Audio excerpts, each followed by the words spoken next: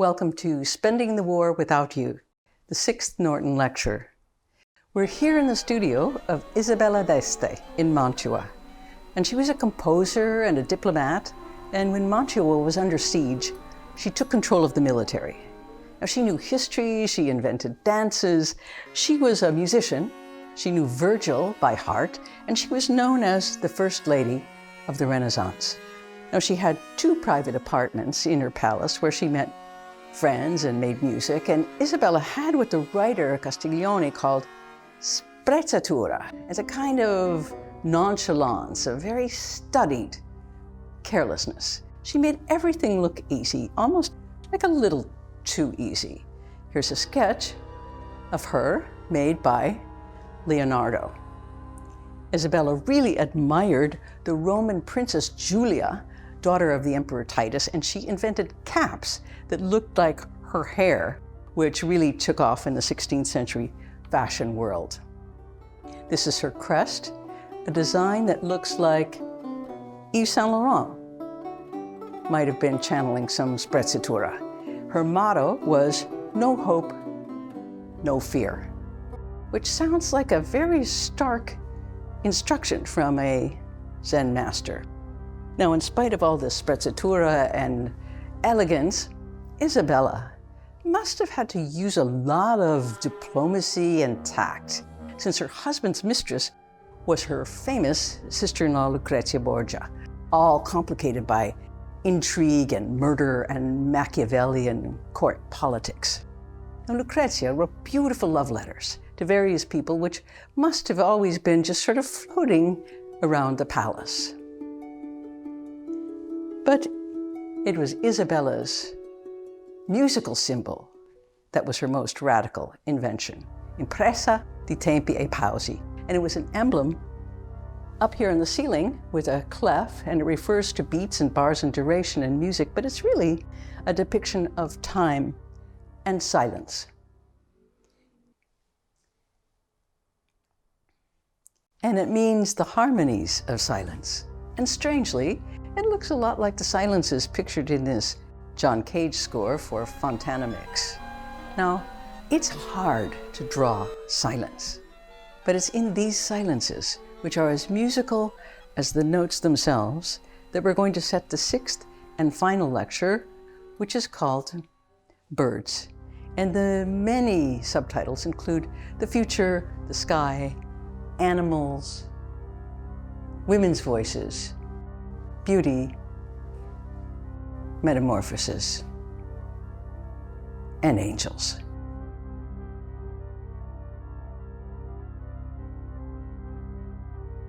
As we go, I'd like you to keep a few questions in mind. Who taught you what beauty is?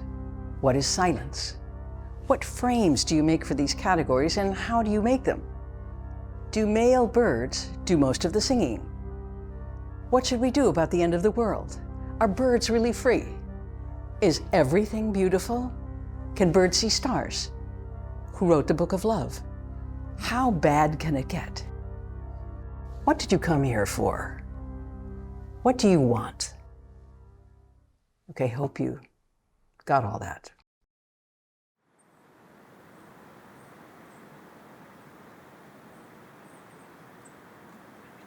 Since last March, I've been writing these talks not knowing where they're going. And often I'm sitting in a small library I built during the pandemic, and out in front of it, I planted 18 poplar trees because I love the shimmering motion of these trees. Now, I didn't plant seedlings because time is short. They're more like teenage trees, and for a while they just stood around like awkward, skinny kids at a prom, and once in a while one would fall over. I imagined myself looking up when I was stuck on some idea, and I would see them out there, supportively vibrating their branches like the silent applause in Occupy rallies.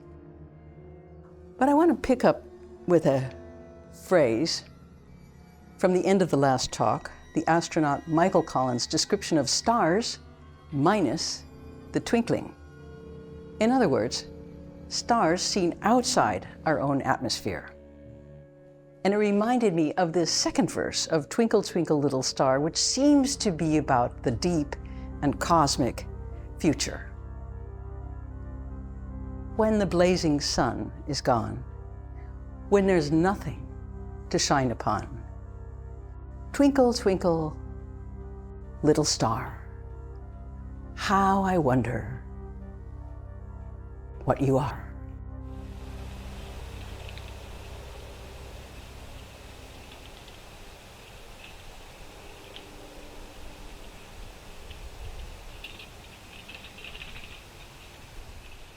I started these talks in the pandemic, and I had this live feed on all the time from Sapsucker Woods at Cornell, and I watched the birds coming and going for many months. Now, I chose birds as an image for this last talk because I was always looking at them. Plus, I had no idea where things were going. Also, birds have always had a strange link to the future. They were studied by augurs who used them to predict the future by analyzing their songs and their flight patterns. But I also chose birds because I've always wanted to fly. And last, because they can sing. Now, when we look at birds, we're seeing a very different reality. We have 3 types of cones, red, blue, and green, and they have a 4th, ultraviolet cone. And so this is what they look like to each other. But in the woods, to us, it all looks the same, just undifferentiated green, because green light is transmitted and reflected equally. But birds see contrast and shapes and can fly through branches, and we see nothing but reflections and mirages. Our realities are based on our 5 senses and our own experience, and it's hard to imagine what it would feel like to fly, to nosedive, to swarm, to find the way to the South Pole at night, to cut through the air.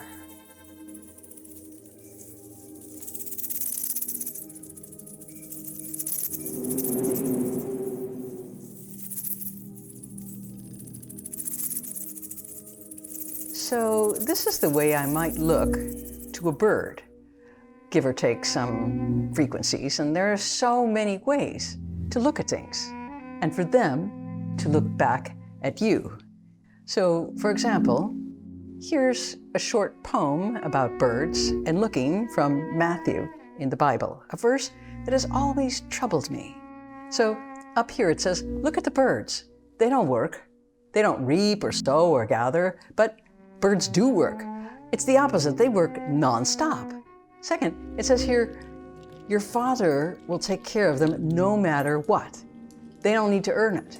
And third, it asks you the question, are you not worth as much as birds are? And I didn't know how to answer that. I mean, the whole thing just seemed so precarious, and it just filled me with doubt.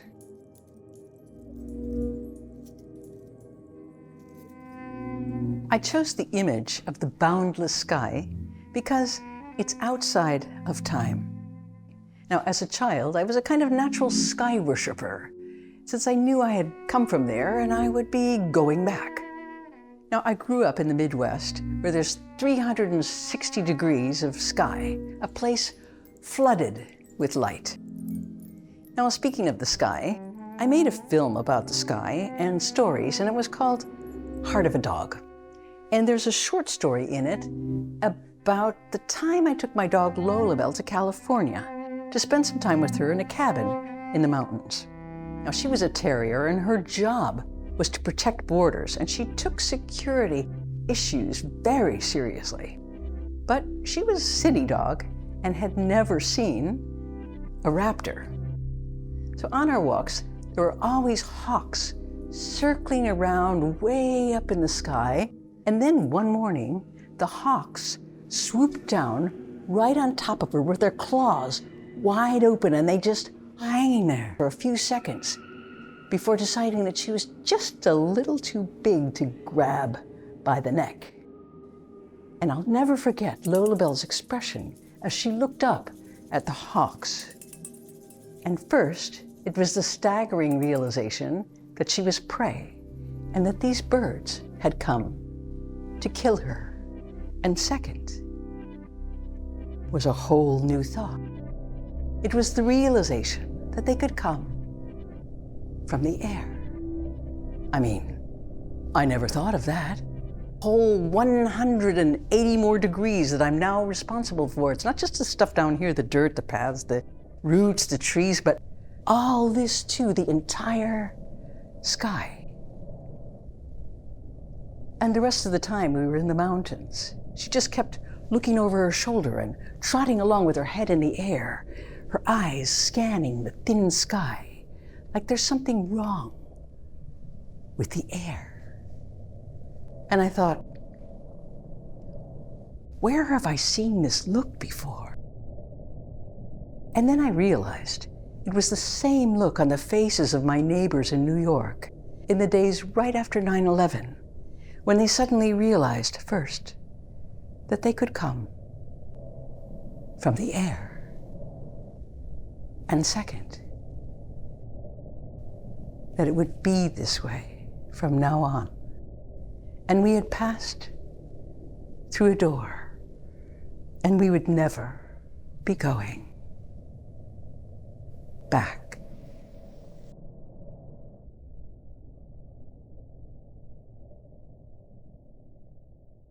Mythology is full of sky and birds. There's Ka, the Egyptian symbol of the human soul, and there's Athena with her little owl of wisdom and erudition. And the Norse god Odin has two birds, ravens, called Hugin, thought, and Munin, memory. And he sent them both out into the world every day to check on things. And in the Bible, two birds, the dove and the raven, both star in the Noah's Ark story. And I have to say, I always liked the raven better, because I can picture him flying forever over the endless ocean, his shadow on the water, looking for something that he never found. He was unreachable, unfindable, complicated, and dark. And the dove became a simpler icon, a symbol of purity, a trademark, a soap.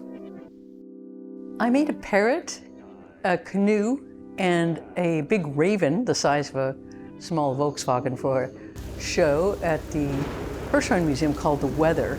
And the title of the raven is The Witness Protection Program.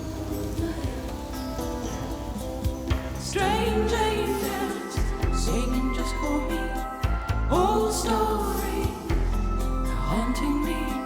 This is nothing like I thought it would be.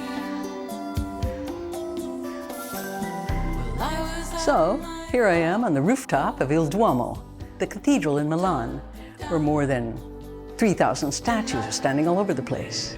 And I looked up and there they were, millions of tiny teardrops, just sort of hanging there.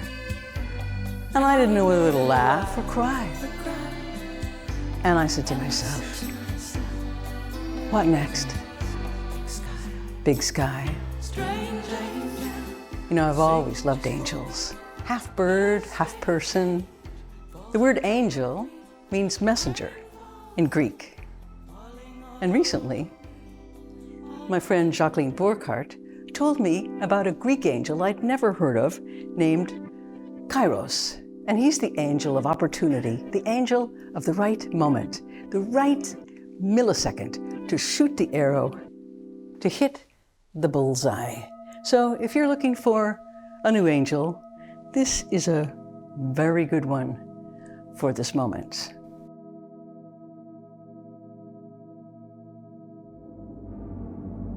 Blackbird singing in the dead of night. Take these broken wings and learn to fly. All your life, you were only waiting for this moment to arise. I don't know about you, but I love dreams about trying to fly, making this huge effort to run across a field and then trying to jump up into the air and just hope for the best. This is what dreams are for. I've written a lot of songs about angels and flight, and I've also spent a lot of time doing a flight ride in Pigeon Forge, Tennessee. It was in a huge wind cylinder. You put on what looks like a flying squirrel costume, and then they turn on these giant fans, and you just start to sort of fly. It was somewhere between like a dream and a ride. Now it's become a sport, and when you see people who are really good at it, you can realize how humans can fly with such grace, especially little girl gymnasts who look like fish jumping out of water. It's a kind of wind ballet that makes ballerinas look very heavy.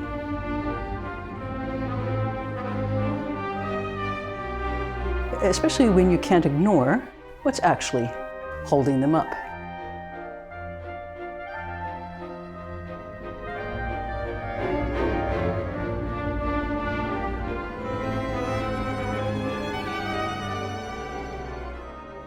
What is the music that's closest to air? Subliminal, atmospheric, very little foreground, full of sky time. And I'm thinking of Brian Eno and his music for airports, and Here Come the Warm Jets, and all the atmospheres that he's made that allow your mind and attention so much freedom. And here's Lou's music for Tai Chi, called Hudson River Wind Meditations. Move your heart, find your note. Music that is outside of beats and bars. And Lou made this music out of recordings of the wind as it swept over the Hudson River.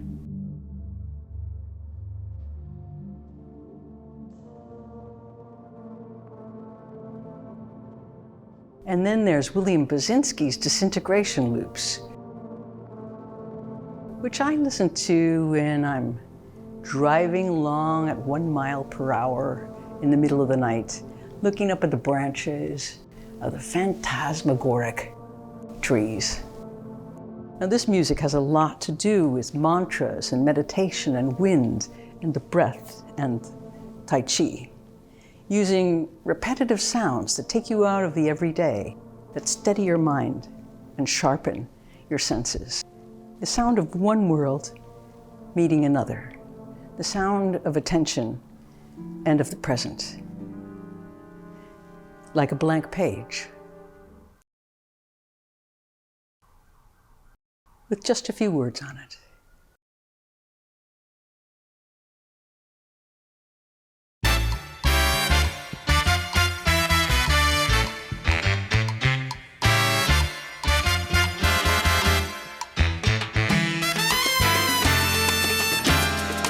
Number 1, cat appears in extreme close-up. Eyes are vibrating. Are you my teacher in animal form, I say? If so, here's my question. What are the conditions of working too much and of being alone? Cat vibrates and then evaporates. Scene 2. I'm in the pool, looking up at the trees, and the cat starts dancing around the pool, doing various acrobatic tricks, leaving trails of itself like bad video effects. Sparks fly. I'm impressed. I think this is the answer, and it has something to do with electricity and how to harness it, but I'm not entirely sure. Journey 2, later that week. I'm trying to find the cat again, and I go back to where I last saw it, deep in the mud under an old pond. I finally find the cat in a Dutch kitchen, sleeping on a shelf. I'm still trying to voice my ill-formed question. What are the conditions of working so much and of being alone? I wait. Nothing. I repeat the question, but the cat just won't wake up. I finally realize that the cat might be implying that you get trapped in your own dream world. You get lost, unable to wake up.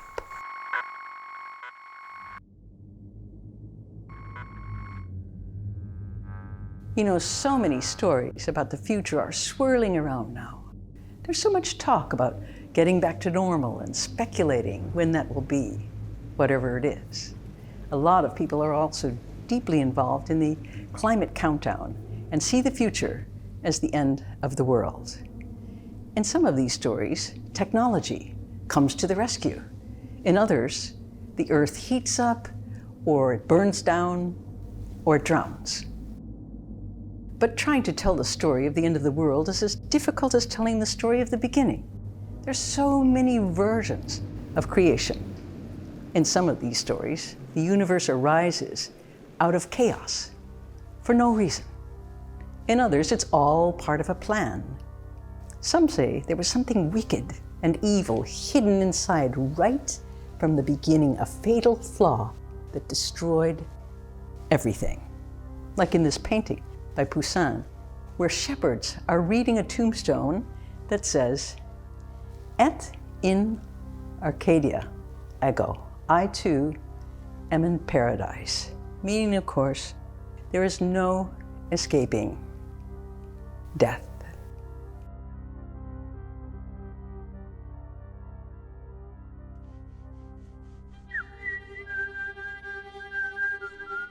The hard thing about endings is we don't know the future.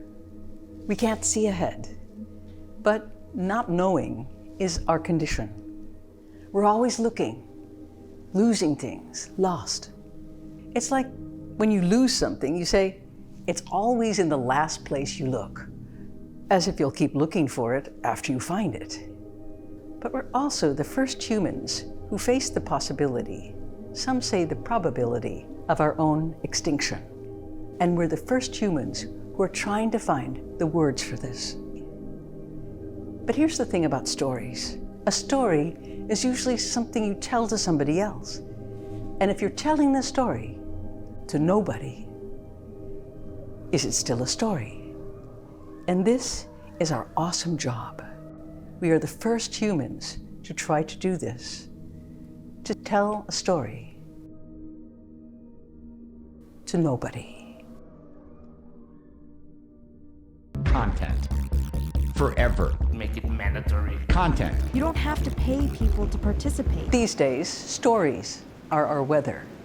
Our iCloud surrounds us, hangs over us, getting bigger and heavier. But when water vapor gets too heavy, it turns to rain and falls to earth. And so, what if that happens to information? And in my worst nightmares, which can get pretty graphic, the iCloud breaks and all the information rains back down on us. And poof, like our fragile and vulnerable ecosystem, our networks and our technosphere collapse, leaving us where? On the very worst nights, I see Trump and his children as Noah and his sons and all their friends about to board the new Ark, a huge cruise ship named Princess Ivanka. And last minute, here comes Mark Zuckerberg, arriving on his electric surfboard, just in time to start his new job, curating, organizing, and personalizing all your experiences on the cruise to nowhere.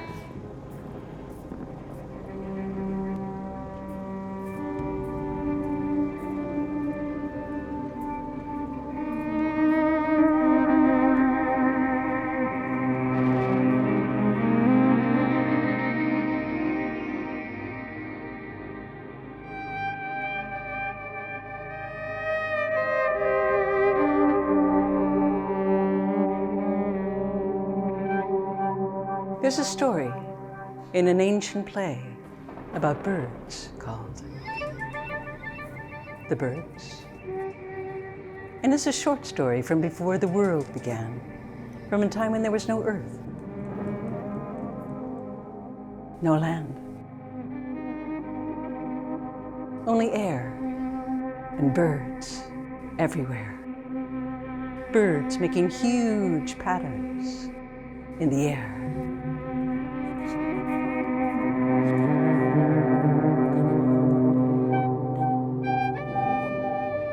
But the thing was, there was no place to land because there was no land.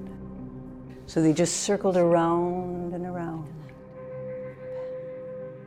Because this was before the world began.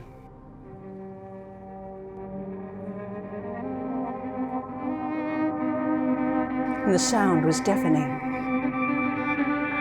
Songbirds were everywhere.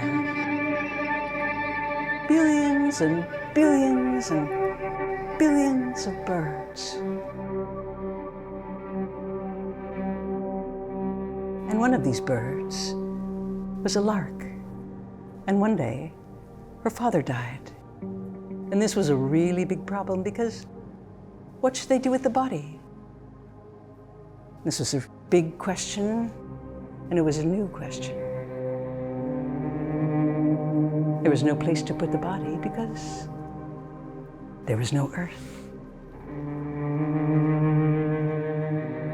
And this went on for 5 or 6 days. And they were all trying to think of what to do with the body. And finally, the lark had a solution. She decided to bury her father in the back of her own head. And this was the beginning of memory.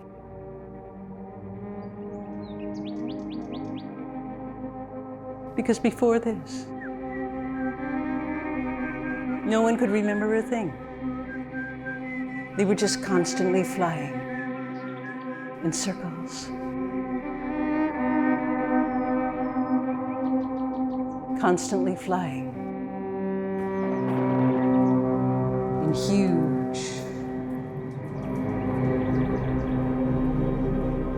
circles.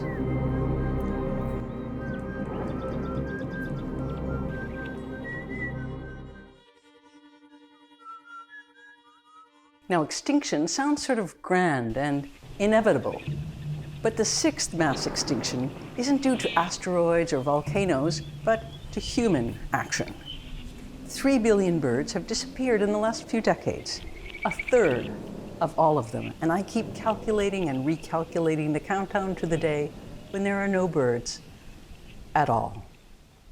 On the brighter side, legislation does work, and several species have been brought back from the brink, including the flying squirrel, the American alligator, the grizzly bear, and the peregrine falcon. Starting with the wood duck, who was due for extinction in the early 20th century when the firearms and ammunition industry pressed for a tax on guns to help fund wildlife conservation. Passed in 1937 and still in effect, it's the Pittman-Robertson Act. Now, of course, this early conservation work was complicated since these animals were essentially being preserved so that they could be hunted, so that they could be shot. But those were different times. Now we live in a country that granted the rights of individuals to corporations in the 2010 Supreme Court ruling regarding free speech and elections. In contrast, in 2017, New Zealand granted legal personhood to the Wanganui River, which became the first waterway in the world to be represented in court by 2 guardians who speak on its behalf. So, if you're interested in law, one of the areas wide open to you is legal representation of new places and species. So you could have clients like the Rocky Mountains, or you could be the legal guardian of Lake Erie, or sue on behalf of the summit of your client, Mount Hood. Now, I'd like to suggest extending this to birds. Since November 27, 2020, they lost the right for protection from oil spills, which are now categorized as incidental events, leaving oil companies immune to fines and litigation.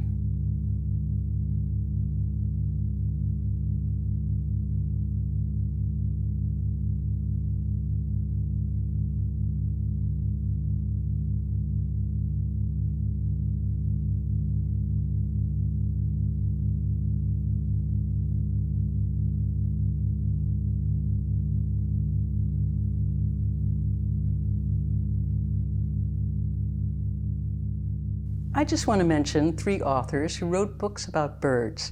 And the first is Helen Macdonald, who wrote H is for Hawk, about training a goshawk after her father died. And it's a book about training a raptor and also what to do with grief. She writes about the connections between love and death. She writes, what the mind does after losing one's father isn't just to pick new fathers from the world, but pick new selves to love them with. And I'm thinking now about a story Annie Dillard told about an eagle. She said a naturalist friend had told her that he'd shot an eagle out of the sky and found the dry skeleton of a weasel attached to the eagle's throat. And she wrote about how this weasel scarf got attached. She writes, I would like to have seen that eagle from the air a few weeks or months before he was shot. Was the whole weasel still attached to his feathered throat like a fur pendant? Or did the eagle eat what he could reach, gutting the living weasel with his talons, cleaning the beautiful airborne bones? And speaking of raptors, I'm thinking of an old oak tree that was in Jane's neighborhood. And it was really rotten, and they finally had to chop it down. And in the top branches, they found an enormous abandoned eagle's nest that no one had known was there.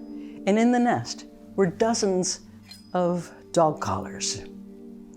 And it solved the mystery of all the small dogs that had been disappearing for years around the neighborhood.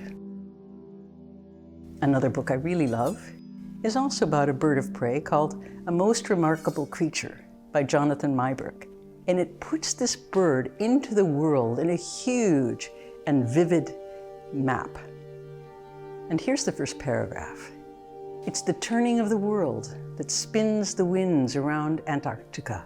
The same force that curls hurricanes into deadly spirals, gathers cold gales descending from the South Pole where ice entombs entire mountain ranges, and launches them into a west-flowing mote of air that piles the seas into waves 7 stories tall, shutting out the warmer world to the north. There's nothing to oppose them. Sail a boat forever along the 63rd parallel. You'd never see anything but black and white water, spouts of whales, and the careening shapes of albatrosses skidding down the air on 11-foot wings, a churning world that's our planet's most enduring scene.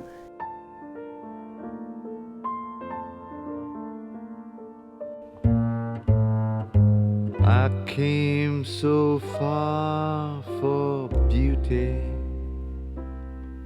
I left so much behind. So, who taught you what beauty is? My patience. And what does it mean now that art has become a much bigger, let's say, enterprise? For one thing, artists in the last 100 years have begun claiming huge swaths of human activity and production as art. Landscape art, earth art, performance art, endurance art, weather art, story art. You can walk into a museum and just about every activity now can be called art. Not to mention that the word also means well done. So it can include virtually everything. The art of war, the art of love, the arts of persuasion, the art of fashion, the art of the deal, as well as all the lost arts, and of course, all of the dark arts. Now, to some, peacocks look like fastidious, overachieving bachelors.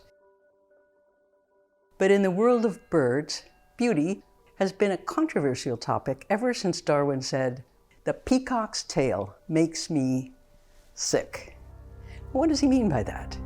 Darwin was afraid that beauty and taste were unreliable criteria for evolution, and worse than that, it meant that fickle females would be making all the aesthetic decisions as the new art critics and curators, saying things like, that blue tasseled crest is so much more meaningful, more stunning than the tufted one. And so the engine of evolution starts manufacturing countless strings of tassels, and then not too much later, the females reverse their thoughts on this. Actually that tasseled crest is too tassels. It's so last year. Let's go back to the tufts. They had so much more energy and, pizzazz. Now in Darwin's world, taste ruling the game would turn evolution into chaos. Now the writer, philosopher, and improv master of playing music with all sorts of animals, David Rothenberg, discusses this in detail in one of his many books called Survival of the Beautiful, where he looks and analyzes many of the aspects of evolution, beauty, and music. Just to note, women in Victorian England were considered for the most part either otherworldly or, if they voiced an opinion, just hysterical. In either case, they were having a hard time, maybe because their armor-like corsets were cutting off most of their air supply, so they would be sitting at the dinner table and just run out of oxygen and slowly disappear under the table.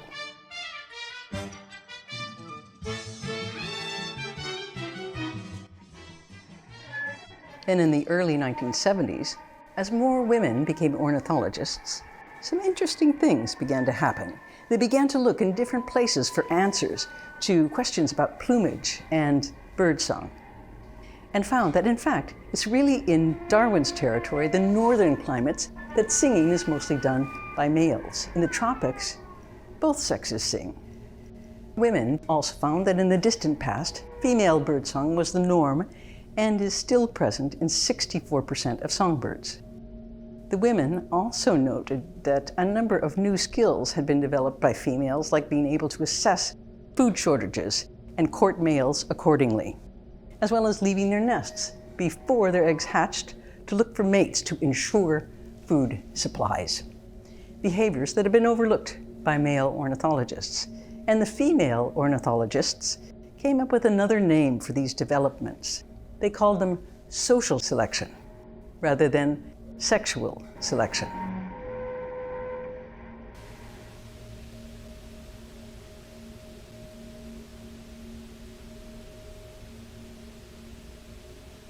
And then there's the courtship duet of the barred owl. And this duet seems to have words. You may have heard the song in the woods at night, the male and female calling to each other with what sounds like, "Who cooks for you? Who cooks for y'all?" And by the way, y'all is such a great option for a pronoun. It has both singular and plural.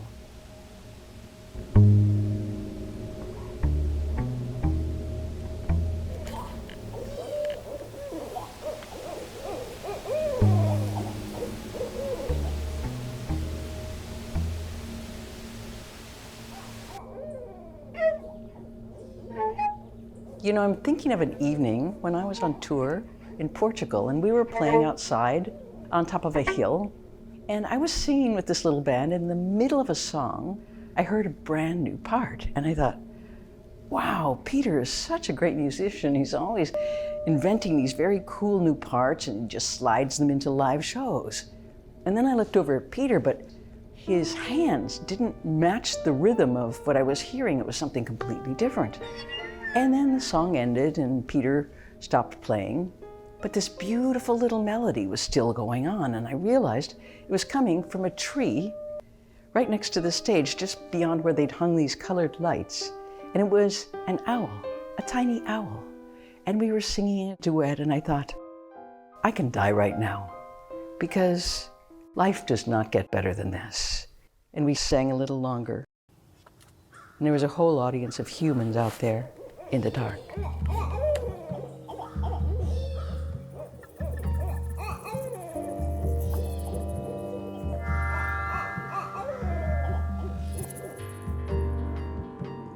Told her things about the world.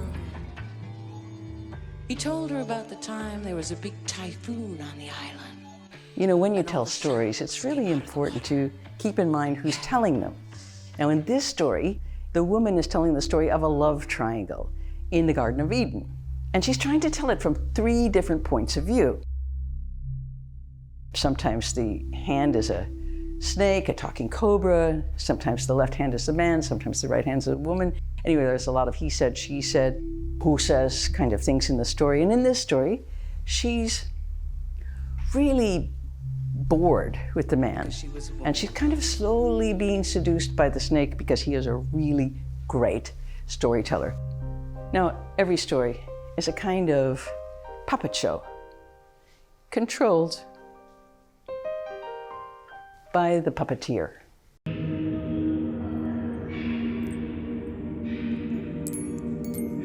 Now, just a cautionary note, when you talk about a snake, you can become one.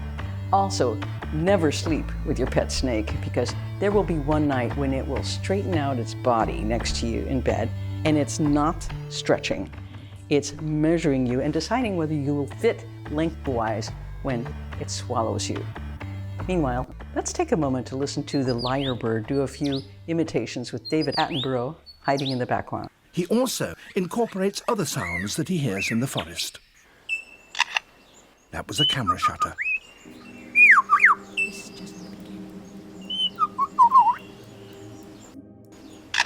And again. And now a camera with a motor drive.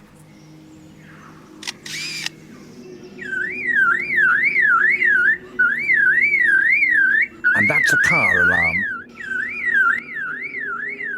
And I'm thinking of these instruments, and they're gourds, and they were tied to the tails and feet of pigeons. And Chinese emperors used them in the 17th century to turn the birds into huge whistling symphonic sky concerts.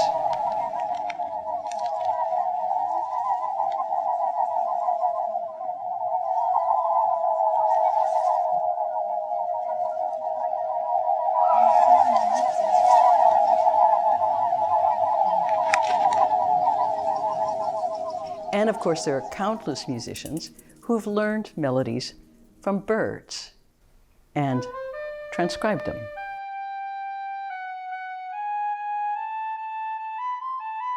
This melody became the opening bars of Mozart's Piano Concerto No. 17.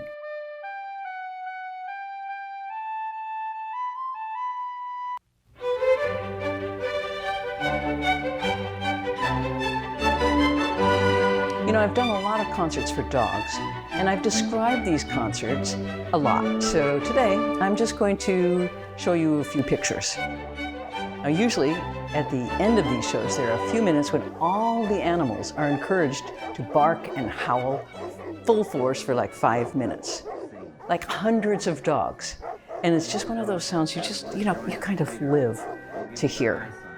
Now, the first concert in this series was a festival in Australia, and I have to say there are a lot of Australian dogs who just want to rock.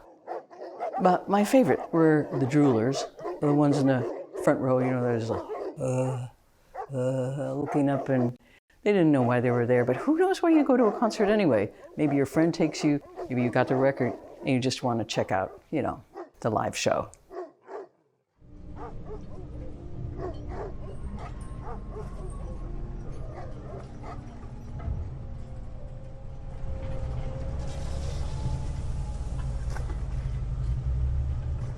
And I'm thinking again of the writer Annie Dillard in her essay, Living with Weasels, when she comes face to face with a weasel who has just crawled out from under a rose bush.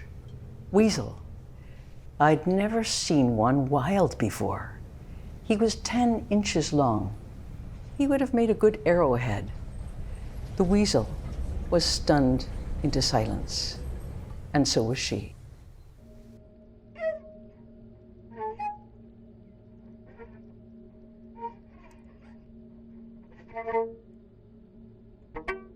Right before the pandemic, I went to Florida, and I'd been asked to collaborate with some chimps on some paintings. And they had sent me some small canvases to add to.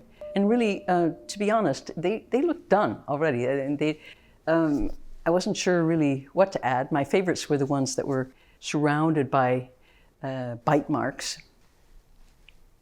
Here are the paintings.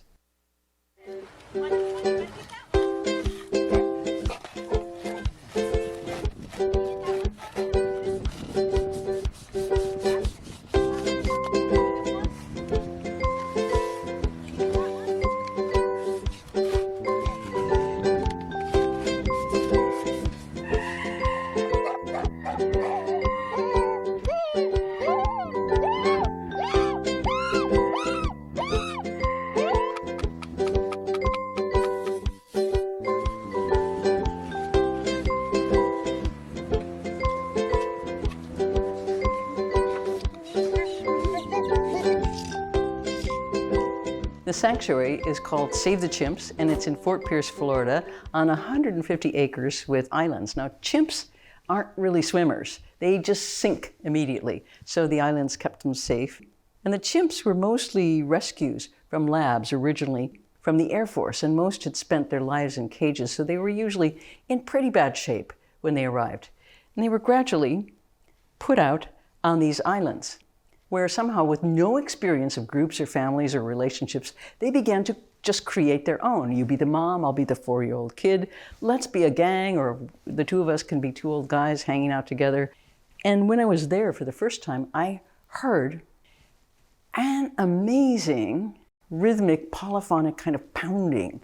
The coolest, most complicated music I'd heard in a long time, with these very intense vocals. And it turns out that this sound was being made by some of the new arrivals, and they were banging on their cages and screaming, basically doing a kind of dominance display, and that made my hair stand on end.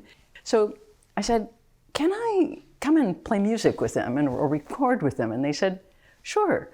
And then the pandemic happened, and during it they said, oh, we did that project you suggested. We played for the chimps. And I said, wait, you played like for them, not with them? And I imagined like this jazz combo of guys, you know, playing for the chimps, then the chimps just like, no. Anyway, 3 weeks ago, I went there with the sound engineer and lots of microphones and parabolic and shotgun and a few really cheap ones in case they started throwing things. We set up all this equipment and had my violin there and started playing, and it seemed kind of like overkill really to have all this stuff, but I started playing, and these 2 chimps, Arthur and Bam Bam, came over, and suddenly it became this really back and forth thing, so playful, and Bam Bam began singing a beautiful 4-note melody, and I was playing around those notes on the violin, and the workers at the sanctuary started coming around the same things. I didn't know that chimps could sing, and then I played some more rhythmic stuff, and they all just started to dance. And not just this head bobbing stuff, but like really, really amazing moves.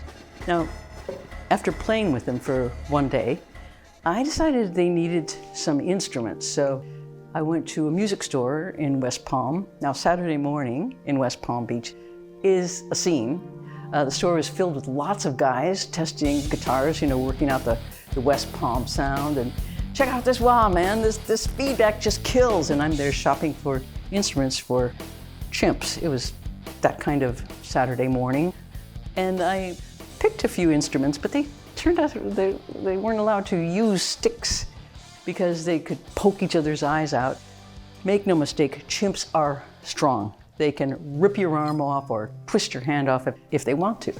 Then I saw some bongos, and I thought, oh, these would be great. And Justin, one of the people working at the sanctuary, just looked at the bongos, and he kind of looked at me and kind of shook his head, and I immediately pictured, you know, the little red fez they had to wear, and brass buttons, and thought of all the little monkeys and chimps forced to play an instrument.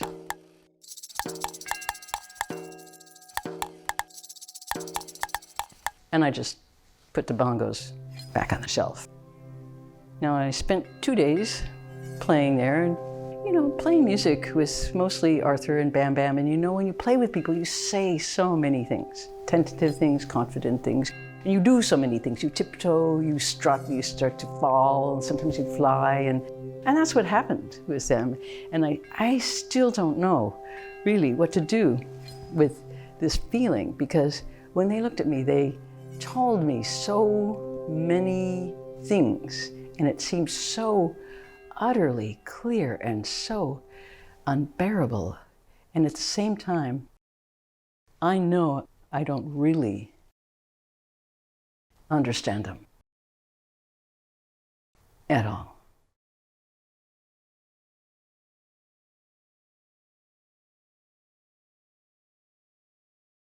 You know, sometimes an animal and a human can bond.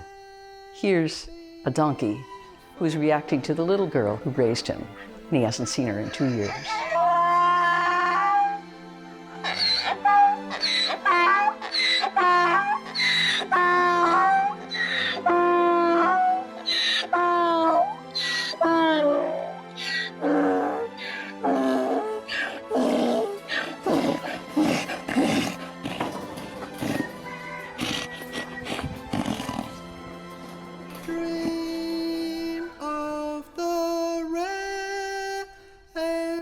And I'm thinking back to Ovid and his stories of metamorphosis and people who change into animals, change into trees.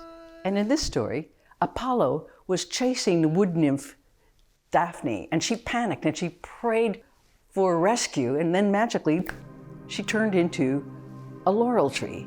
Now, that can happen to women when they're touched. Sometimes they just turn into wood or into stone.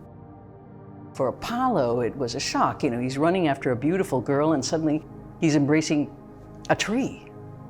And we're always changing into something else before our own eyes.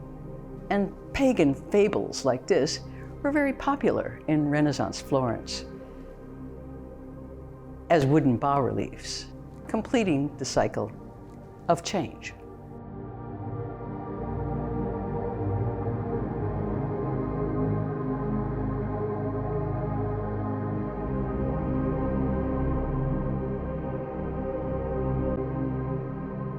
Back in the third talk in this series, we looked at images made by a visual microphone.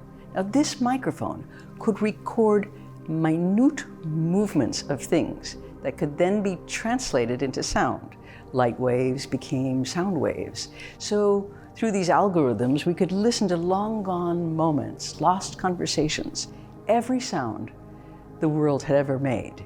And we left this discussion with the mind-boggling difficulties of all this recording, filing and storage systems. If everything remembered everything and there was a record of everything, everything would be happening at once. This is the time. And this is the record of the time. This is the time. And this is the record of the time.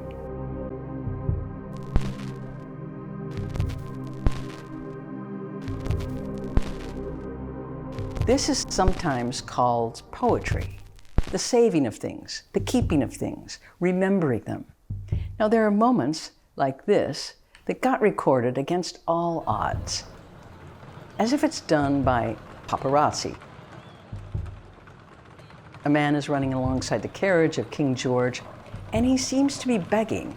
It looks like he's wearing some kind of medals, maybe from military service. So you begin to build a story about war and memory and kings and soldiers. Recently, I went through security at the airport and I was wearing this violet triple boiled wool hat. And I might have had like a small medal, on it. And the TSA officer stopped me and saluted and said, "Thank you for your service." And I thought, what branch of the service gives a retired officer a triple boiled wool hat? And I was about to say, it's fashion, it's not the army. But so many thoughts were racing through my mind. And wait, he's thanking me, so just let it go. And in fact, I have tried to be of service in my own way. And meanwhile, I sort of took a shot at a salute, but it came off as something, between a salute and a dismissive, "You may go now."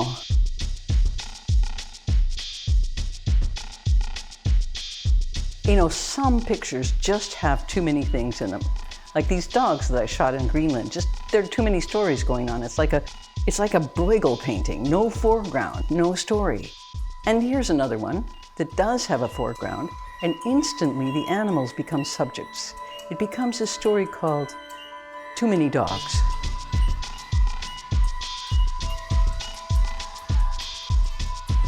For a long time, I've had a kind of a foggy memory of something that happened one night in the late 90s. Václav Havel had come to town and he asked Lou to pick a place where we could go and hear some jazz. So we went to the Knitting Factory where John Zorn was playing.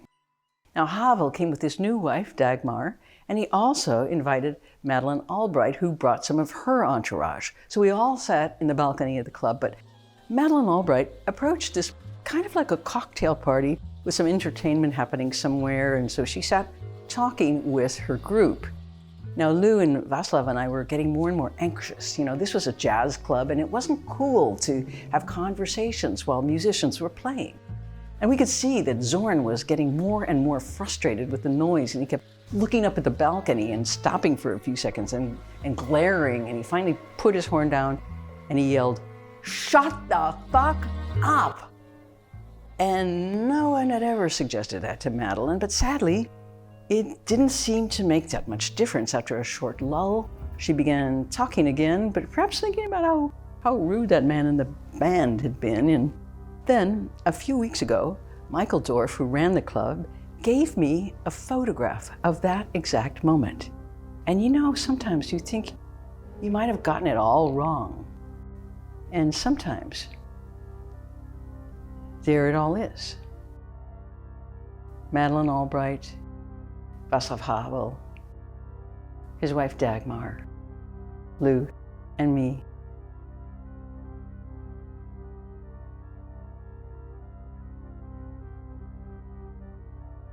So how can you put pictures into words? Over the past few months, I've been spending a lot of time with an AI program that looks at pictures and tries to put them into words. And the way it works is all the writing from my songs, essays, talks, theater works, and books were put into the program, and the algorithm mixes them with techniques for identifying things. So to me, the result is the language is very familiar. It has my cadence and vocabulary, expressions, but it's as if I was looking at something for the very first time, trying to see a thing through its shadows and through its reflections. And here's what the AI program wrote about this picture of Bam Bam. I'm watching TV, and I see a man with his eyes closed, his nose like a dead elk's. I see him as he was before. He's not in this war. It's just my way of seeing. There's nothing to see, no enemy but the one who comes when you call, or when you change your mind. A window, a door, a table, a chair, a dog lying down by your feet. The heart will beat, but not while you talk. You'll forget how to talk and how to bear children.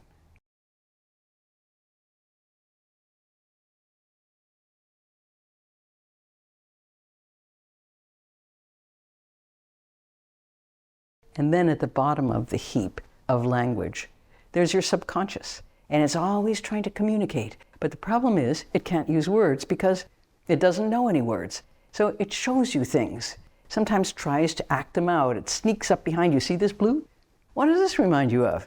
And you can spend years trying to figure this stuff out. But think of the soundless parts of your dreams. When you see a landscape or a house that has tremendous sadness, but you don't know why, and there's no soundtrack to tell you how to feel about it.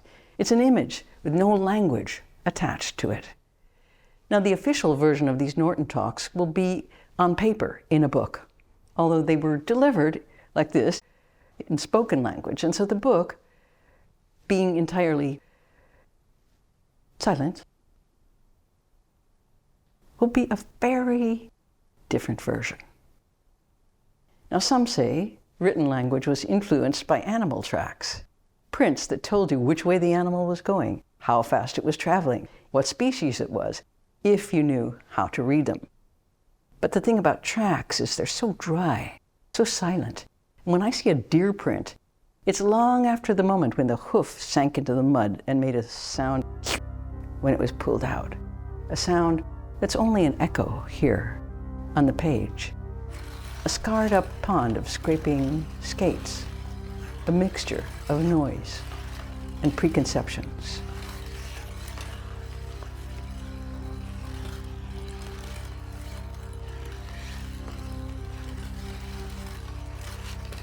Sometimes music hides inside other music.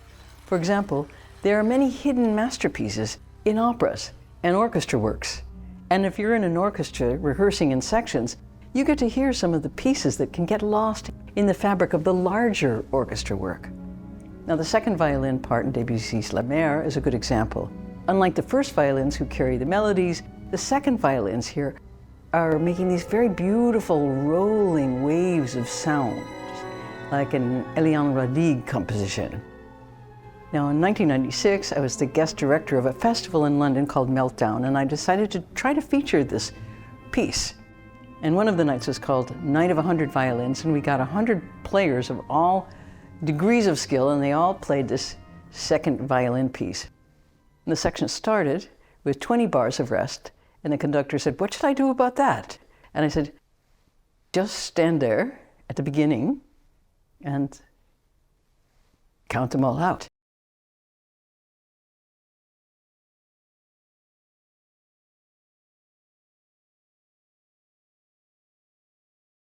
Speaking of silence, in the 70s, I was invited to come to a Benedictine convent in Wisconsin. And this happened because they had read somewhere that I was an artist who deals with the spiritual issues of our time, undoubtedly a blurb I'd written myself. And so I was going to do a seminar there on women's voices and pitch, and how the pitch rises in prayer when people are asking for things. You know, like when your friend asks you for a loan and the voice just starts to rise up and up and up. Do you think I could possibly, would you consider possibly giving me a, loan? I arrived at the convent, but everybody was really busy digging potatoes and hauling things around. And every time I made a time for the seminar, there was always some reason to postpone it. The mulch had to be turned, or a busload of old people would arrive and have to be shown around the garden. So I actually never did the seminar. But I spent a lot of time wandering around the grounds and looking at all the crops and flowers, which are all labeled with their Latin names. And there was also a very neatly laid out cemetery with hundreds of identical crosses, and they all were labeled just the first names: Maria, Teresa, Teresa Maria, Maria Teresa, Teresa Teresa, Maria, Maria, another Maria, Maria, another Maria.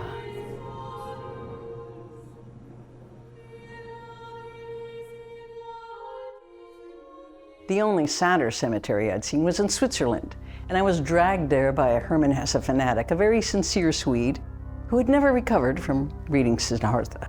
And one hot August morning, when the sky was white, we made a pilgrimage to the cemetery, and we brought a lot of flowers, and we finally found his grave in a grove, and a stone that said Hesse in huge capital letters. And around the corner was this tiny stone for his wife, Nina, and on it was one word: Ausländer, foreigner.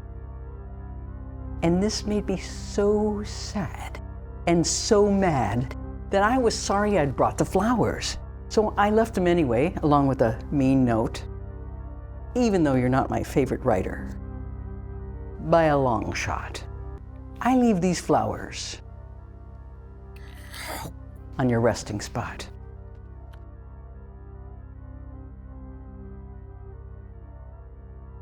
If more women wrote operas, fewer of us would die in them. And there would be more stories about mothers and daughters, competitive sisters, maiden aunts, and grannies. So this is one of my hopes for the future, and some of my own plans as well. Now, in 1992, I took a shot at this, and I made a short video based on Carmen, in which she doesn't die, but she just marries the wrong guy. And they live in a shabby apartment in Seville, and it's set around the day when her former lover, the Matador, who still dresses the part, comes to visit.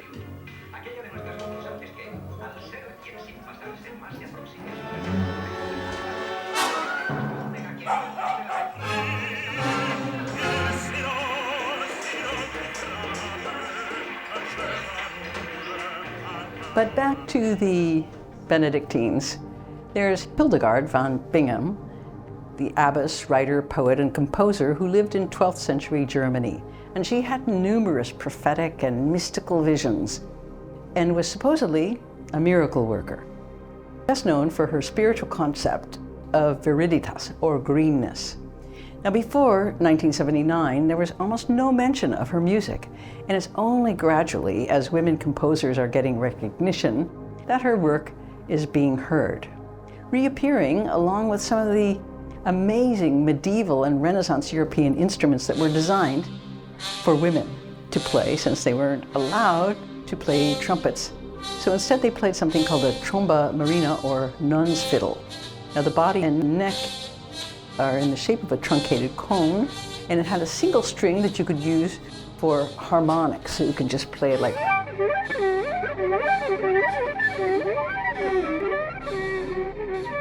And I'm thinking now of some of the composers I've worked with and loved, and especially of Pauline Oliveros, who is also one of the kindest. And I'm thinking of her sonic meditations and of what she called deep listening, a practice of radical attentiveness. She was a founding member of the San Francisco Tape Music Center, and for a few years, we were both working at MPAC, a big experimental art center. Here we are doing a concert at MPAC, and I spent the entire time trying to fix a problem I was having with my violin, but she just kept playing as if nothing weird was going on at all. Now one day she got in touch with me and she said she would be doing a talk there and could arrange for me to get tickets. And she said, I am really chuffed about this and hope you can come. And when I got there, the auditorium was closed and I thought maybe I have the wrong night. And so I went upstairs to her office and there was a light under the door. And I said, well, what happened to the concert? And she said, well, actually, nobody showed up, but I am so chuffed about this idea. And she spent the next 2 hours doing the whole concert just for me. Now, the story of women in electronics hasn't really been told, but fortunately, there's a film that recently came out called Sisters with Transistors, and a lot of people in the film are women that I met at electronic festivals in Europe in the 70s and 80s, when we were all doing experimental electronics, something that hasn't really seemed to register in the history books. And I like this film because it begins with a sort of very baffled David Letterman. Now, first of all, why do you have this stuff? What do you do with this? Well, this is how I make a living. I mean, I just wanted to be introduced as a composer and to start to point out how hard it was for women to be taken seriously as creators of music. This is the story of women who hear music in their heads, of radical sounds. This is the story of dreams enabled by technology. Using all of these, we can build up any sound we can possibly imagine. In electronics, you're dealing in energy.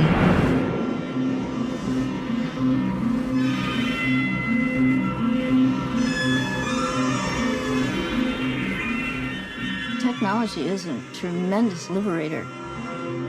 It blows up power structures. We shall not be robbed any longer. You could make something with electronics and you can present music directly to your audience. Somehow women get forgotten from the history. The history of women has been a story of silence, of breaking through the silence with beautiful noise.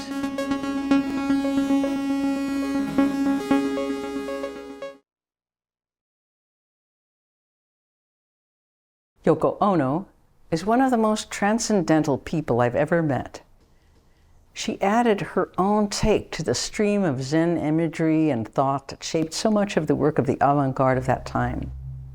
Yoko could see both sides, and in 1966, she ended a lecture with two opposing versions of Time and Dust, written by two Zen rivals. The first goes, the body is the Bodhi tree, the mind like a bright mirror, standing. Take care to wipe it all the time and allow no dust to cling. Then she went on to the second version. There never was a Bodhi tree, nor bright mirror standing. Fundamentally, not one thing exists. So, where is the dust to cling?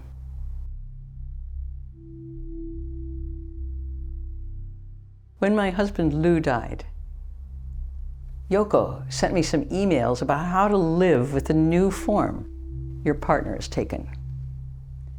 Clear, straightforward, and completely mystical, these messages gave me a whole new way to look at life and art and music. She also invented the Courage Awards, which she gave to artists who engaged with difficult social issues in new ways. On the morning after Trump was elected president, Yoko was asked what she thought, and she screamed for 1 minute.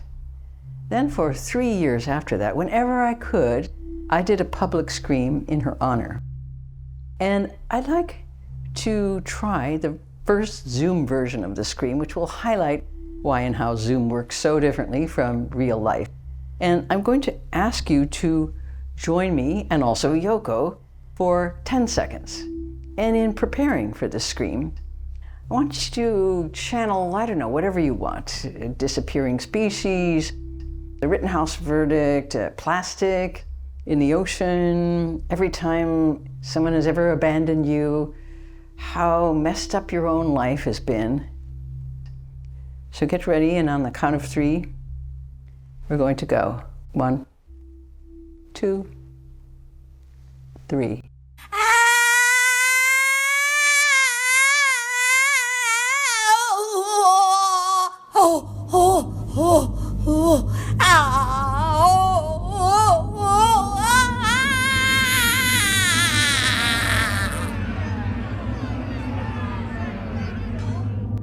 Blackbird singing in the dead of night.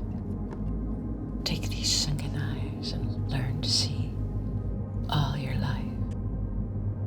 You were only waiting for this moment to be free. You know, blackbirds and crows always make me think of witches silhouetted against the moon, the hag on the fence between this world and the next. And I'm thinking of the monument to witches in Vardø at the top of Norway, made by Louise Bourgeois and Peter Zumthor in memory of people who were convicted of sorcery in the 17th century in what was then called Finnmark.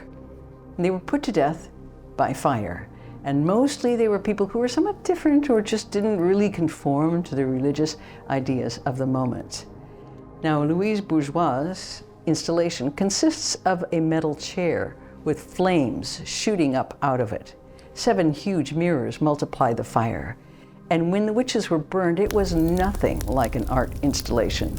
They were burned in big fires of wood and tied to wooden chairs. And they had, in fact, to bring their own chairs. BYOC kind of burning. Meanwhile, we continued to wrestle with which monuments to get rid of, which ones to topple, which ones to behead, or putting them in context like this 2012 installation in which a structure was built around the statue of Columbus in Columbus Circle, putting him into his own room. And the question remains, how much do we need around us of the past, reminding us of our mistakes, our idiocy, our hatred? I, for one, think that these are really pretty useful reminders. Now, a while ago, I read the Book of J, an analysis of several books of the Bible by Harold Bloom, and it's the story of a writer with no name, who Bloom suggests might have written the first versions of Genesis, Exodus, and Numbers around the year 950 BC. Now, he presents a collection of new translations, and these texts are full of poetry and irony, and he compares them to Shakespeare and Homer and Tolstoy. And I have to say that they don't really sound like the thou shalt not language of the later versions. And he speculates that they were written by someone in the court of King Solomon. And because the writing was so different, the voice was so different, he suggested it was most likely written by a woman. And he called her Jay, and he identified her as a Yahwist. Now in Jay's version, Yahweh is complicated, playful, not a judge at all, just fanciful. And it was 3 centuries later when the later versions began to describe Yahweh as all-powerful, all-knowing, with humans as his humble servants. Jay's Yahweh had more in common, though, with Greek gods. And these Greek stories and myths were conceived 3 centuries later, coinciding with a moment when humans began to take command. They became more curious and more rational, and in a huge burst of energy began to invent philosophy, geometry, physics, poetry, history, all of these in a huge burst. Now the Greek gods were pictured as frivolous, silly, jealous, always fighting over what they had, very, very petty, and it was the humans who were the real adults.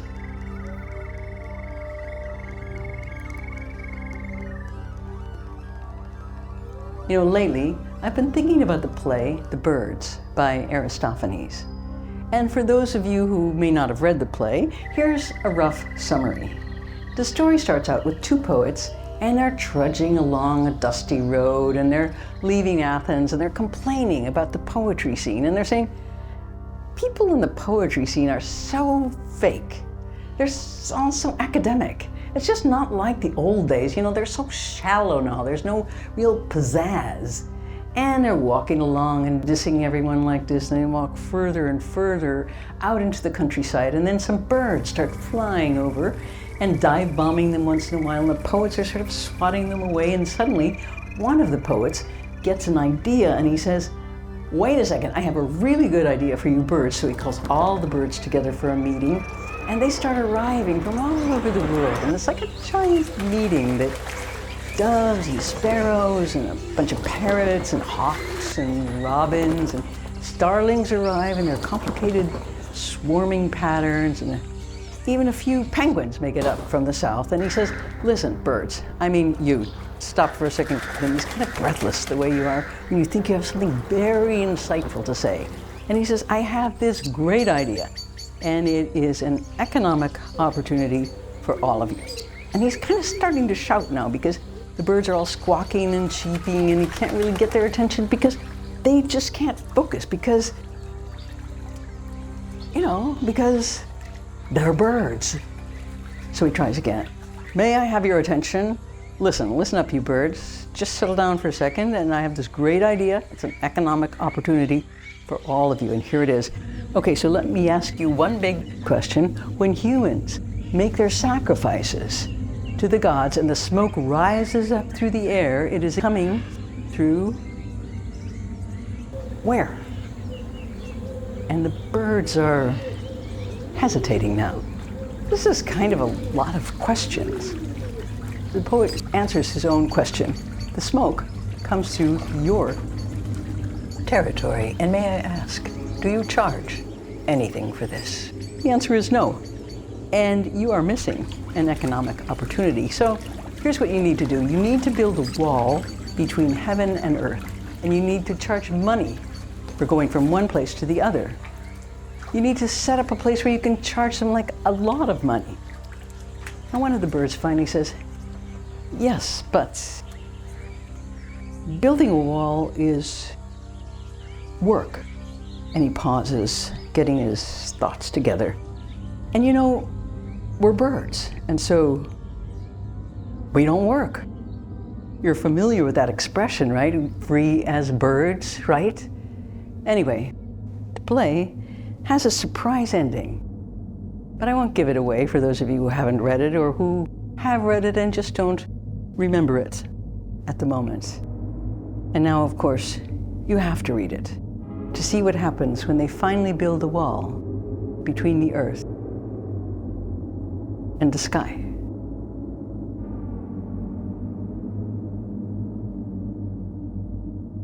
I want to tell you about something I saw a while ago in Zurich. There's a big church in the center of the city called the Grossmünster, and recently the old stained glass windows were removed and the artist Sigmar Polka was commissioned to make new ones. And he made the new windows from agate, all sorts of colored stones, which he cut into salami-thin slices, and he used the windows to tell stories from the Bible. Now, one window showed the creation of the world, and the stones had been arranged as if they were planets whirling themselves around into place. And some of the smaller ones were the older, more distant stars. And there were lots of the usual Bible stories illustrated, and all the windows were really, really colorful and they were action-packed. But my favorite one was one that had no color at all. It was really plain and kind of ugly, really. And it was perfectly symmetrical. It was one of those positive, negative, face puzzles. If you look at it one way, it looks like positive space, and you see two vases side by side. And if you see it as negative space, you see the silhouettes of two people facing each other. And you can keep going back and forth, always seeing only one thing at a time, but knowing that its opposite is always right there in front of you, in disguise. And because of the way the stone was cut at a beveled angle and the way the light came from outside, it was even more of a hallucination. And I suddenly realized that what I'm looking at is illuminated doubt. And I have to say, it was the first time in my life when I was really proud to be a Protestant. One of those people who just has their doubts.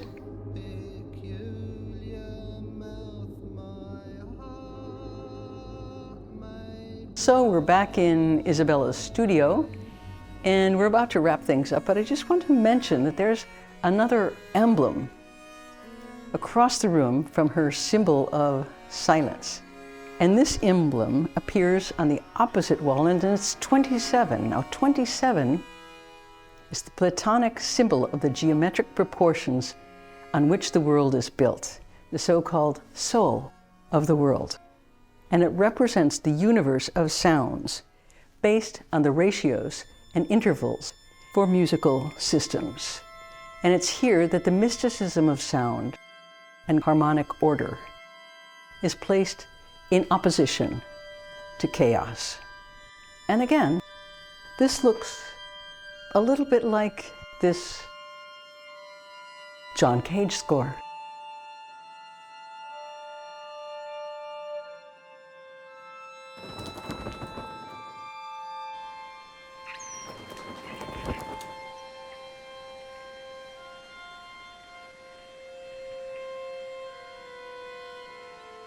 Snow's coming, and with it, winter. So time to draw this to a close. I want to say it's been a privilege to talk with you, and I'm going to mention in no particular order a few things from these talks.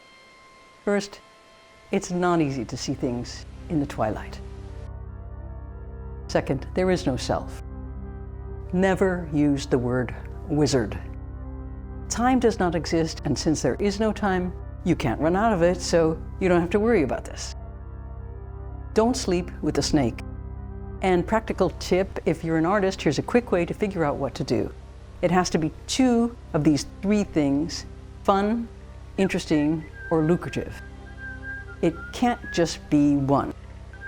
Now, in the first talk, the Buddhist teacher Bob Thurman described the jewel tree, and he said, conjure a tree in front of you, and on it are all the people you love and admire, from all eras of time, real and imaginary, and put them up there on the tree like jewels.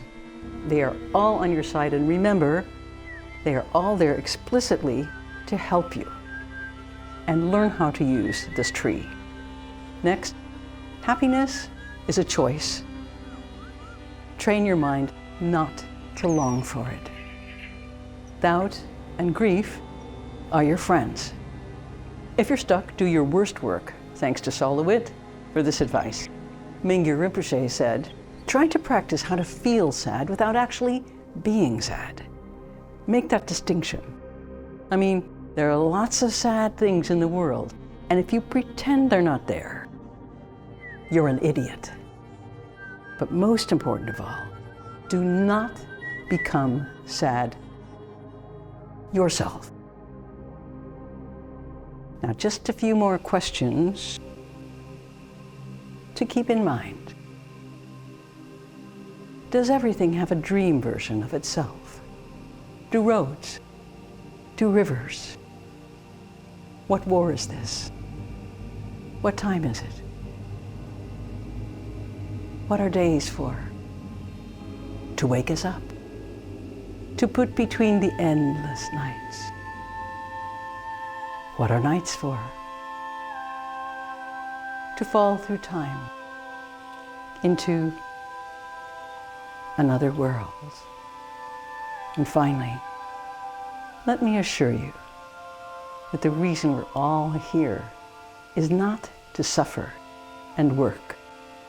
The reason we're here is to have a really, really, really good time.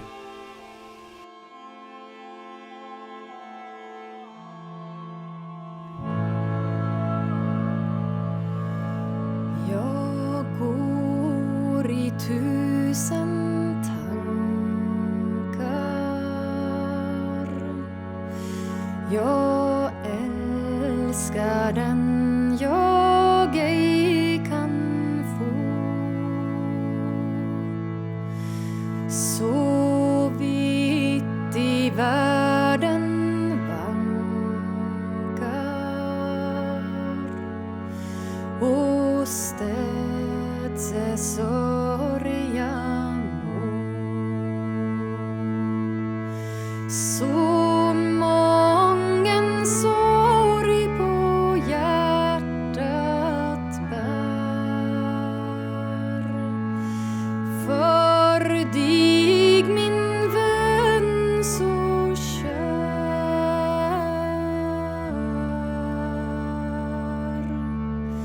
Så många falska människor.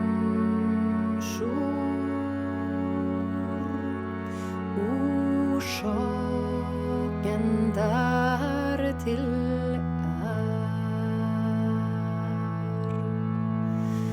Om jag dig aldrig skådat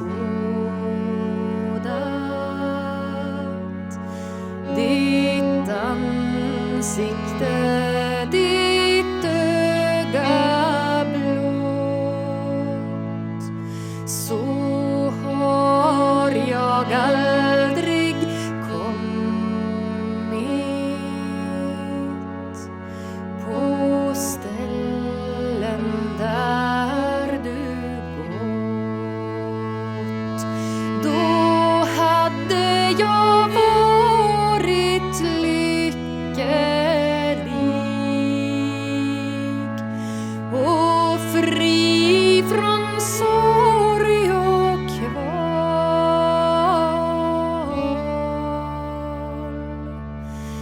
Den dagen kommer aldrig som gör mitt hjärta glad.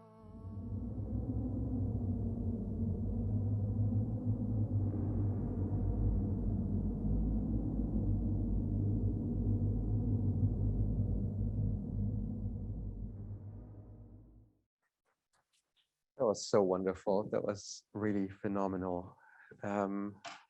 Thank you and congratulations. Wow, I'm still a little overwhelmed, so I'll try to I'll try to gather my thoughts. But there was so much. You just managed to do so much, and what I really want to know is, what would have come after the 6th lecture? What would have been there if there had been, if we hadn't? if we hadn't narrowed it down to just 6 lectures? What else would you have done? What did you leave out? I left out so much, and as I'm watching this, I also see all of the things that I would like to change, you know?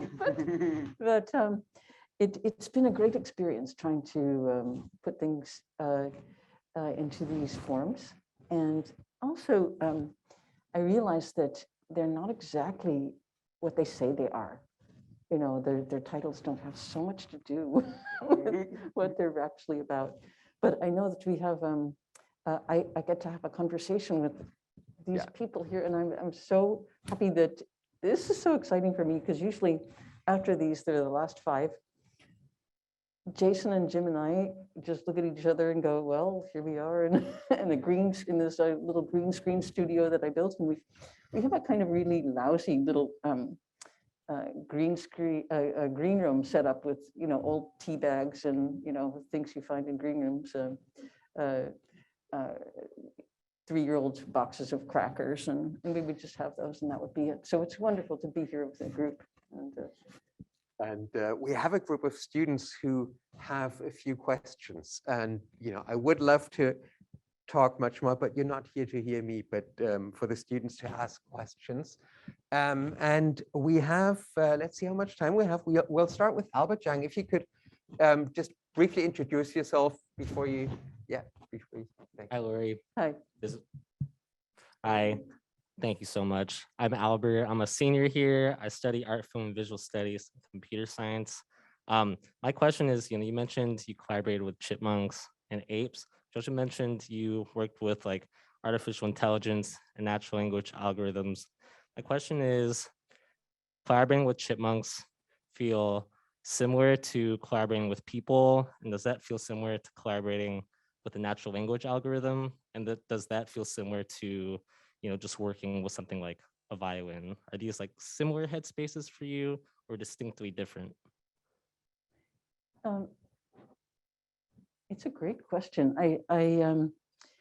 When I'm looking at you saying that, I feel that what I was trying to say before is that these talks are really for directed to the part of you that doesn't speak, and I feel that people know what that is and accept it in that way, I think. And that's what was so odd about playing with the chimps, because there wasn't all that layer of language that got in the way. It was really pure music, pure sound, and emotion. So I was so in that sense, playing with those animals was like playing with the best improvisers I've ever played with, and so it was really intense for me, and I haven't really processed it yet. We just did this like 3 weeks ago, and so I'm now thinking, what would I ask about myself, about what's going on here, to try to develop that. So I don't really know. It's kind of an experiment, really. Yeah, but thanks for asking that. Thank you. We have Amelia. Hard to drink. That's true. Maybe a straw would be good. Hi, thank you so much for being with us today, Lori. I was wondering to what extent over the process of composing these lectures in this novel format, you felt you had to be attuned at all to the sort of multiple kinds of audience engagement that might come with this piece. So you have us in this room, you have folks watching at home over the course of the year. Now that the lectures will be on YouTube, they could be conceivably sort of binged, as it were. You'll have folks encountering the book form in the future. Did you consider these questions of where your audience would be when they encountered this work? Or at a certain point, do you have to just sort of not think about that and compose the way that you want to compose? I did think about that, because I kind of enjoyed Zoom. In a funny way, there were some positive things about it. You know, I just like being with people in their house in their pajamas. I like that very much. And so, and I think people were freer in many ways to be a little bit more personal. So there was less grandstanding, you know, and so it was really, I felt a really unique form. And how could I was trying to think of how to use that. That changed from time to time as I tried to work it out. And I just really understood a lot about that from trying to do the Zoom screen. And thank you very much for doing that. I hope that you tried it at home if you're watching this at home. We'll see what that feels like. That's probably the best example of how how it felt to try to make another electronic space that wasn't a social space, that was, going into someone's house, which has some real interesting advantages. So I tried to use that. Thank you. Keisha Knight. Thank you. Hi. My voice gets really shaky in these types of situations, but thank you so much. And my name is Keisha Nicole Knight, and I'm a 4th year PhD student in film and visual studies, in art, film, and visual studies. So my question is actually about conflict. Just as a person who's spent such a great deal of time collaborating with so many powerful artists and people, I'm wondering what the role of conflict has in terms of creating static and juice, and then what happens when those sculptures change, when people leave your life or new people come in. And I was just thinking in Birds today, we actually see these scenes of conflict when like Lola Bell is like grabbed by the hawk and like also leading into a certain awareness. So I was just kind of wondering how conflict works or has worked in your process.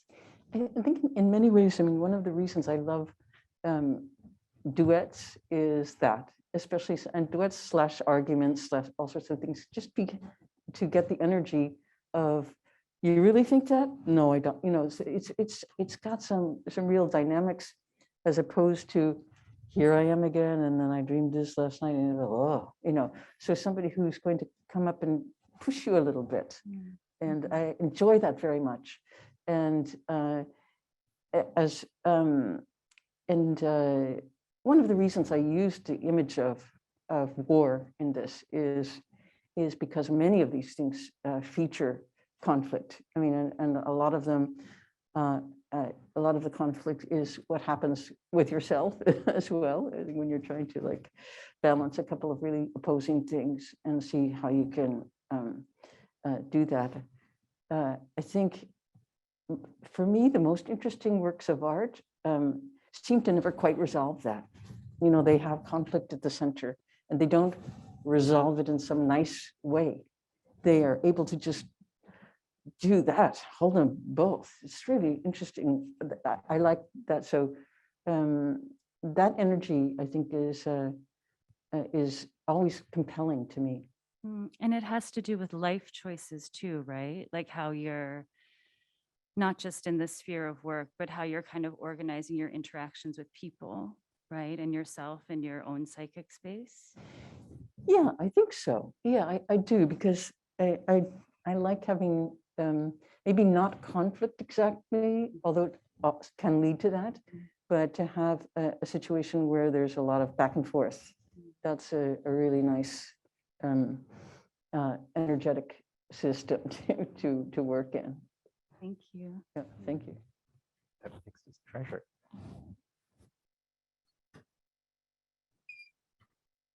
Hi, Lori. Thank you so much for this and for all of your lectures. They've been overwhelming in the best possible way. I'm going to piece this together, so bear with me. In this, you explore this idea of unprecedented times and extinction as well. And I kind of really grabbed onto that idea of a story told to no one, but really that's so far as we know, right? That we are on this brink. And there's the concept in general of the end of the world feels very anthropocentric, in the sense that so many species have actually gone extinct and found themselves at the end of their world. In a previous lecture, you talked about digression as sort of your method. And I'm wondering, as we find ourselves grappling with apocalypse, grappling with endings, we oftentimes cling to direction or seeking out direction and meaning. How can we continue to embrace a spirit of digression and rejecting feats and maybe even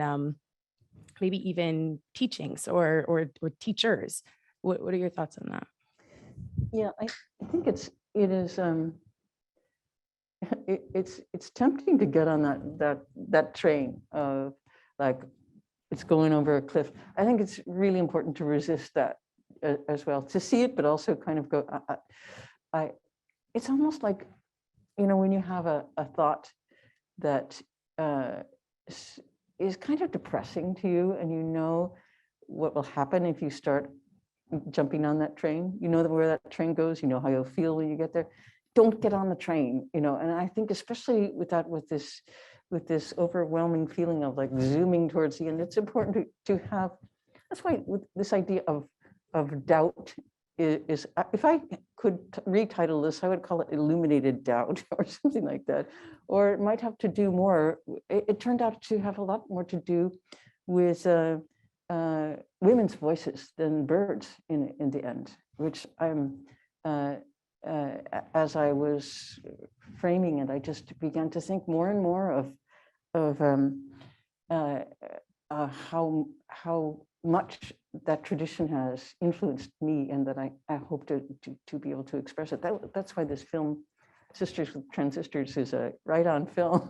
It's like, I really think it's a wonderful picture of a very untold story. And so I think that when you have a story like this that seems inevitable, end of the world, or the way the world functions now, which is run by a certain group of people, have some doubt about it, you know, and push it a little bit, push that story. We're fed the story of the end of the world too, and it's getting a little tiresome, you know.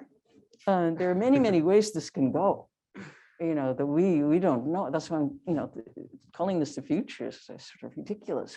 Who could possibly know?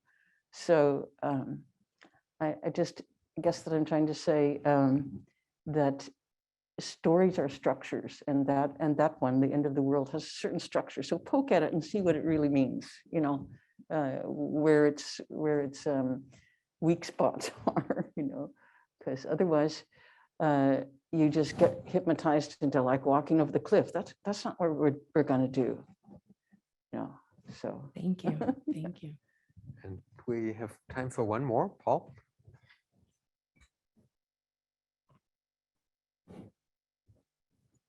Hi. Again, you know, like echoing everybody else's sentiment, thank you so much for being here. This has been such a wonderful experience. My name is Paul. I'm a senior at Harvard College. I'm pursuing a joint concentration in music and history and literature. And so one of the things I was kind of thinking about, I did one of those cliche things, you know, like where I was asked, or told, oh, you can come and ask a question. So I looked in the dictionary, like one of those little cliche things, right? And one of those words that I've always thought is a little bit odd is the word instrument, right? Because it can refer to, in the broadest sense, kind of a tool of sorts. You know, it's something like a barometer would be an instrument. You know, if we're talking about atmosphere, it's something you can measure the atmosphere with. So I guess kind of what I would like to ask you is, where is the instrument, the tool in music? If we are thinking of the tool as being something, sorry, I should have formulated this a bit better.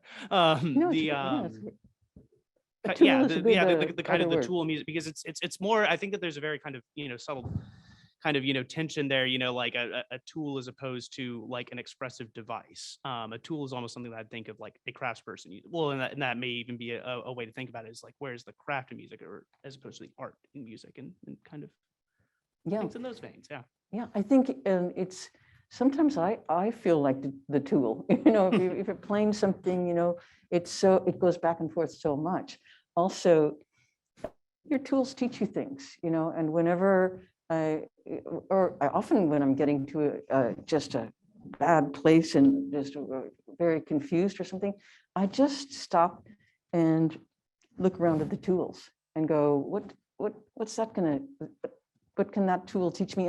And then you just play around with it, and it will teach you things, you know. And I learned that really most when I was a sculptor, that in working with materials, being able to hold them in such a graphic, you know, physical way, I would just try to make them do different things. And that was, and I learned how much of my own ideas to put in them and how not to, because sometimes you get something that's a tool that's so heavy with ideas, you use the hammer and it just like breaks the piece, it shatters into pieces. It's bearing too much meaning, So your material and your tools, I think, is a really good way to put it. Your instruments are your real collaborators. So otherwise, we're just we're, as artists, we need these tools. This is the medium. Otherwise, we would just write things down and or tell people about them. We wouldn't bother to pick up brushes and pick up tubas and say things in these other ways. This is the language of art. So that's all about tools and instruments and material and how thought and material can make some new shapes. So I think it's a good image to think where you stop and the tool begins, and then maybe hopefully they become sort of the same thing. Thank you so much. Yeah, thank you. It feels terrible to break off this discussion at this point, but I am under strict instructions to make the final credits now. It's very hard to say we're coming to an end. I know. But the important information for our viewers at home especially is that all the Norton lectures will be available for viewing starting on Wednesday, December 15th. And so you can relive your favorite moments. I certainly will. All that's left for me to do is to thank our speaker one more time and to wish you all a very good night. Thank you. Thank you very much. Goodbye.